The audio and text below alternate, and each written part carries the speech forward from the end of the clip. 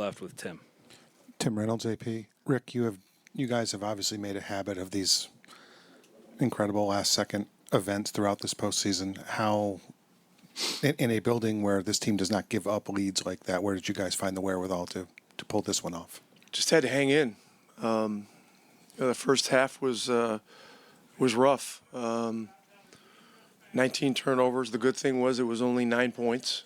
And so, we were within reach of still being in the game. I think we won the third quarter by 3, which was progress. And then, they went up 15. And we just said, hey, let's just keep chipping away at the rock, Got to keep pounding the rock, and just chip away and hang in. And we've had a lot of experience in these kinds of games. And our guys have a real good feel for what it's all about, giving ourselves a chance, and we got fortunate, but made plays. Right here in the front. Scott Agnes, Fieldhouse Files. Rick, take us through kind of the locker room after the game, the message, because you want to enjoy it, but you also quickly have to move on to the next one. Yeah, we haven't been celebrating a whole lot with anything, really, and that's some of that is our experience last year. So some of it is Pascal having been through, this kind of a run and getting to the finals before. We know we have a lot of work to do, and we have to play a lot better. I mean, 19 turnovers and a half is, if it's not a record for the finals, it's got to be up there, close to it. And so, and they're a menace, defensively, and we too often took it into crowds, and then other times they just take the ball out of your hands. I mean, it's just it's the level of their defense is crazy good. So, but to answer your question, a real even temper after the game, and now there's two days between the first two games. Instead of a 13-day series, which we had with New York, this is day 1 of 17 days. So this is going to be a long journey and a lot going on. And so we're just going to have to keep our eye on the ball and keep focusing on one another. Steve, right here in the front. Rick, besides taking better care of the basketball, what went on in the locker room at halftime? It seemed like you guys might have figured something out or wanted to approach things differently than that first half. Well, there were different areas. I mean, they were getting to the rim a lot in the first half. The turnovers were the first thing that we talked about.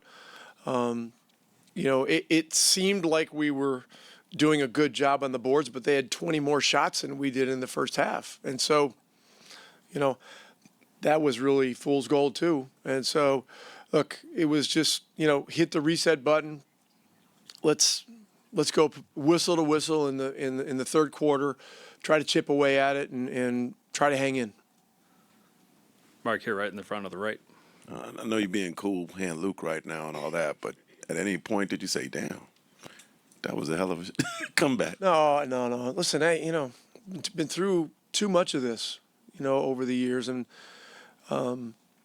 we've just got to be very much present in the moment and understand what this is all about. This is all about keeping poise and at the same time having a high level of aggression.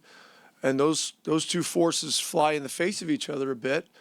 And look, this arena is madness. I mean, this is, I don't know. From a road perspective, the decibels were insane. And so, it's there's a lot going on. Grateful to have the chance to hang in and give ourselves a chance at the end. But now we've got to, keep our eye on the ball. Over here on the right.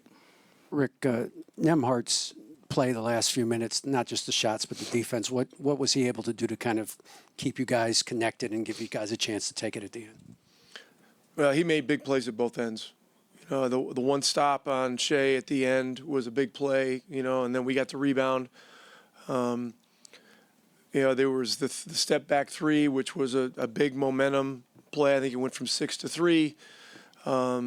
and then there was an and one where he got to the rim. I don't know what point it was in the fourth, but a lot of big plays, and you got to have playmakers against Oklahoma City. I mean, they just they make it so difficult defensively.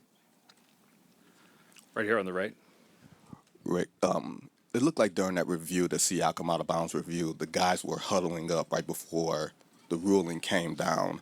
I'm going to assume that you kind of gave them directive on how to play the next possession if it didn't go in your favor. How comfortable were you in not calling a timeout in that situation and letting Tyrese just go spread floor? Yeah, that's very. I mean, we talked about it. We still didn't know the outcome of the challenge yet, but we said if it is their ball, let's get the stop. There's going to be a difference in the shot clock and the game clock. And if we get a stop and get the rebound, we're going to go. And hopefully get the ball in Tyrese's hands and look to make a play. So all that worked out. I mean, the Nembhard play to stay in front of Shea was a huge play. I think I don't know if Neesmith or Obi got the rebound. I haven't looked at it yet, but we were able to get the ball into Ty's hands, and he made the shot. Middle row on the left, Joe. Hey, Rick. Joe Varden, The Athletic.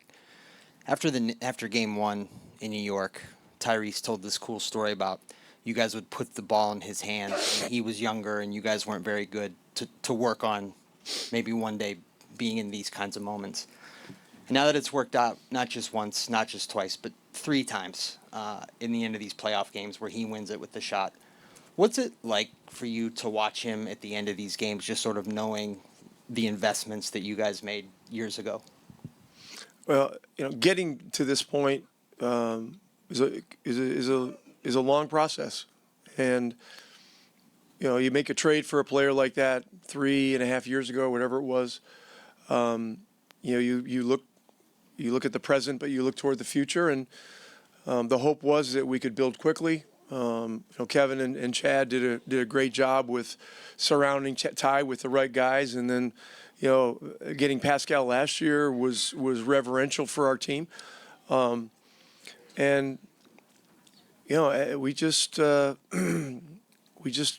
try to get the ball in his hands as much as possible in those situations. And when it doesn't happen, we've got Nembhard and we've got Pascal, and that gives us 3 playmakers, in our closing group. So, all 3 of them do great things. So we were very fortunate tonight, but we did a lot of things to give ourselves a chance, and that was very good. All right, last question here on the right. Hey, Rick, Valencia King, Real Talk Sports. Appreciate your time. One of the pillars you've said this team is built on is tenacity. From a coach's perspective, does it rejuvenate your coaching energy when you see this team continue to be resilient night in and night out? My coaching energy is fine. But look, it's a group I love. It's a group that we've invested a lot in. How we were going to draft, who we were going to draft, development. This year especially is a year that I'm proud of from a coaching perspective, because not only did we win enough games to get into the top 4, but we're still developing players. I mean, Walker played 1,100 or 1,200 minutes. Mathurin played over 2,000, started 48 games. And look, Oklahoma City's doing it before everybody's eyes. I mean, they've been a development machine here over the last 5 years since Mark's been the coach. So, from those perspectives, this series is it has a lot of intrigue and should for the fans. Thank you, Coach.